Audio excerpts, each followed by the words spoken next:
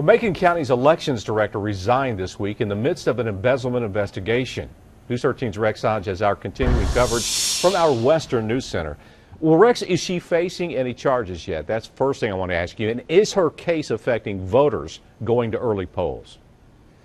Kimberly Bishop is not facing any charges yet. Voters are well aware of the investigation, but they say it has nothing to do with casting their votes in the primaries.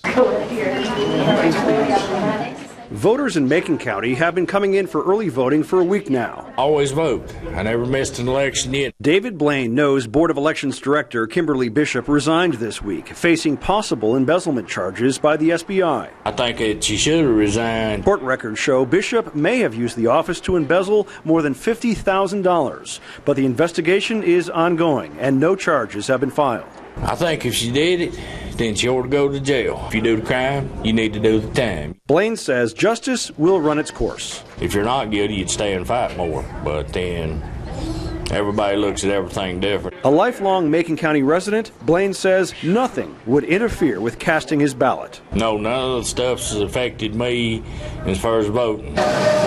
I know the SBI and everybody will take care of everything in the proper order. Similar sentiments from other residents like Dave Jones. Everything is just as simple as usual.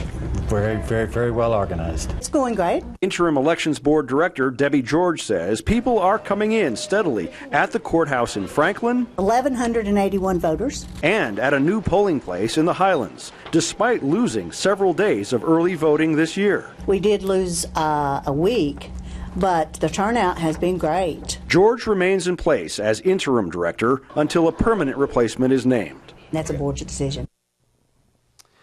And Macon County's Board of Elections will send a nomination of the State Board of Elections to replace Kimberly Bishop. Reporting live tonight from the Western News Center, Rex Hodge, News 13.